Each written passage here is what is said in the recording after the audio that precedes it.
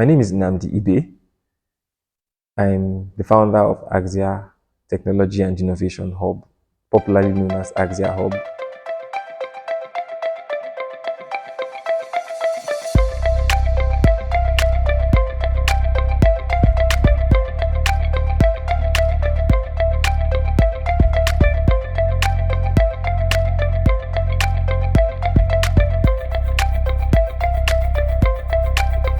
At Axia Hub, we do quite a lot of things. And most of what we do is centered around our vision, a clear vision, and that inspires the things we do. But there are about four major categories of things we service and things we pay attention to. So one of the most popular things we've been known for is the academy, the Axia Academy. And there's also another aspect of the hub, which is the Axia Co-work, the co-working spaces we run. And then there's also what we call Axia Ignite. Ignite is what people relate to as the startup incubation aspect of the hub. There's also Axia Spark. Axia Spark deals with the community-driven initiatives we have around the pre-professional, the professional, and the post-professional communities, but specifically around the secondary schools and the higher institutions. That's what covers that. But basically, more around our community-driven initiatives, both within the institutions and outside the institutions. Okay, so Axia Hub was founded from a need. There was a need in society we had identified over time, and it was just from a need to a passion, to a burning passion that continued to grow over time. So we found out that we needed to do something tangible to solve the need. It was a need of talent supply. Statistics showed that the amount of talent produced in Nigeria around technology-driven skills was quite low, and that was one part of the problem. The second part of the problem was even the talents that was available had a lot of deficiencies. So it started initially from just a drive to meet that space, to meet that need, to fill that gap. Just to produce a technologist that is well-rounded, well-formed, and able to operate in the IT space effectively.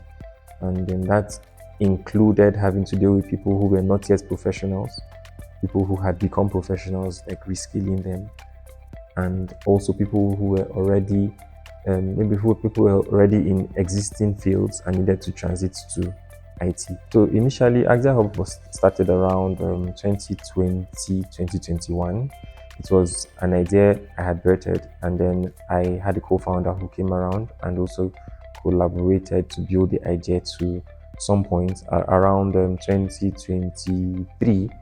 The hub transited to the phase it currently is in at the moment. One of the major challenges we faced was culture. When I say culture, I'm referring to the mindset and the way of life of the people we're trying to serve. So when I say culture, I'm talking about the mindset of the people we were serving was a challenge, because even when we were bringing this value to people, a lot of people didn't perceive it as value, but that was long ago. But now I'm happy that that has begun to change. So one thing first was the culture of people, work culture, and approach to life generally, an approach to technology.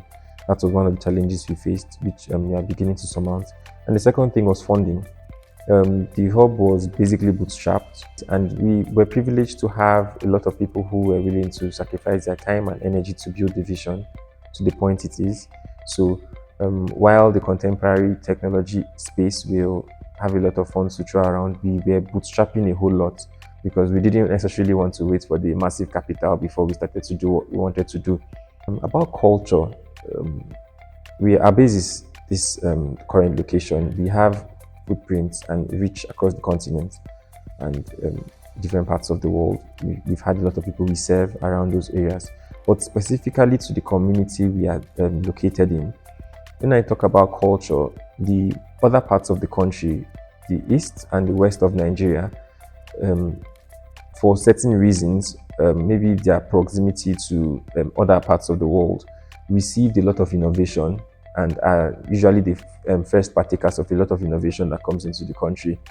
And then also because of their approach to startups, their approach to technology, the people are a little more enlightened in these things.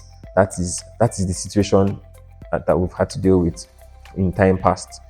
currently gradually changing. The normal regular mindset you find around is that a lot of people are more likely to tend towards civil service than entrepreneurship and professional services. So that's culture. So I'm just referring to the mindset people have. There's more a civil service mindset, which is gradually changing, and we're happy to be part of that evolutionary process. So yes, the mindset around civil service, the mindset around people's willingness to embrace new technology. So in terms of our phases of development and our transition, initially we started with a single office. I was just sitting behind the desk, and we got a couple of staff who came on their internships, and gradually after some months we moved to our current location. Okay, our current location, that's the first phase of this current location we are in, and that gave us a lot more space to do a lot of things we wanted to do. That gave us a platform to engage with the world a lot better. It gave us a proper working space and facilities to bring in the public to benefit from the value we had to offer them. Then we moved on to another phase where we expanded to accommodate the co-working spaces we have, which meant more office spaces, more training facilities, more technical spaces to do the things we want to do. And then we also, in that same phase, we began a lot of our community engagement. So beyond just having the physical locations expand, we also got to a point where we started to have a lot of partnerships with institutions and organizations that helped us move the value beyond just our facility to those locations as well. So we got to a phase where we started to set up clubs in schools. We started to have partnerships with the University of different faculties in the University of Jos.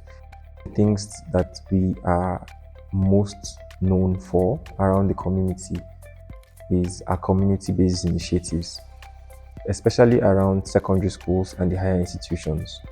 The first was the secondary school initiative, which we started with a challenge for secondary school students. Now, the focus around that initiative for secondary schools, there were about 3 to 4 major key areas we wanted to address. The first thing we wanted to do was that we wanted to ensure that the supply of talent didn't just start from post-university era, post-university phase of a student's development. We decided that we were going to go to those secondary schools and set up a proper culture, address their curriculum first, build a community of technologists around the secondary schools, trigger innovation especially. We noticed that the culture of innovation was dying. We wanted to get the students to a place where they began to see that they could solve real life problems in their society, and not just to see that, enable them with the skills required for them to do that. So first of all, because of the nature of the communities we were going to, we started with something to attract their attention. Now I'm still talking about ATC, that's the secondary school. Still around the community-based initiatives, the second aspect of that initiative was what we did for the universities. We also noticed that while we were addressing the secondary school needs, there were a large group of people in the higher institutions that didn't necessarily have a direction. And this was a major pool we wanted to take advantage of. We wanted to empower those people so that before they got to their final year, they were already thinking solutions. Now, we were looking at a wider range of problems: unemployment, youth restiveness, social vices. And we believe that if we empower these people with these mindsets, they would be more valuable to society. So we entered into certain partnerships with certain faculties in the university. I think for the first was pharmaceutical sciences. The pharmaceutical sciences reached out to us. I remember they sent us a letter telling us that they wanted to be able to prepare their undergraduates for the life after school. So they needed our data science arm to come into their institution and partner with them and help their students prepare with those real-life tools they'll be using that will aid their practice of pharmacy to be more effective. And so we came in with our instructors, we facilitated a certain aspects of their programs for them, and we left them happy and we left them better armed for the future. And we're hoping that's going to be a long-term relationship. Also, I must point out that we've had a lot of interns from the university.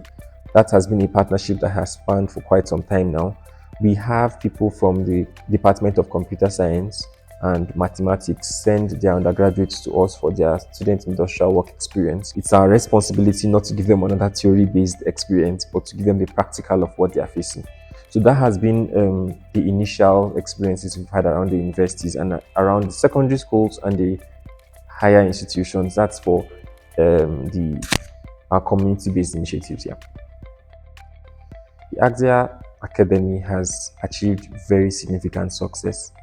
We've been able to so far train close to 500 people so far in the different aspects of the hub, in different categories. We have different divisions. We have the data science and analysis division. We also have the software engineering division. We have the digital marketing aspect and a couple of others. And at some point, we actively ran a robotic lab where we introduced secondary school students to robotics. But some of the most successful aspects of the hub has been around of the academy has been around the software engineering and the data science aspects. So for those areas, we've been able to train people and not just train people, but connect them to employed roles. For some of them, they work with us. For some of them, they work with other, even multinational companies, companies in Nigeria. So we have talents that we've been able to train from the academy and connect them to jobs. And that is the complete cycle for the academy. And then we also have the aspect where we do corporate trainings for organizations who want to upskill their staff, organizations who feel that they need to join the technological revolution and become more efficient through technology. We take their staff, we structure content relevant to their organization, their visions, and their goals, and we deliver it to them. There's also the aspect of already existing professionals who need to reskill themselves and learn certain aspects of their profession that they didn't know before or improve, and we do that. And then we have people who are transiting from other professions moving into IT. We structure their curriculum to give them a soft landing and also counsel them on which area to go. So the academy has over time evolved from just a skill center to an outsourcing center, because we skill and outsource, and so that has been it around the academy. So we've been very privileged. Our standards are quite high, and our high standards make that we only attract people who have the right idea of what value is. And we are an organization that is centered around giving back to society.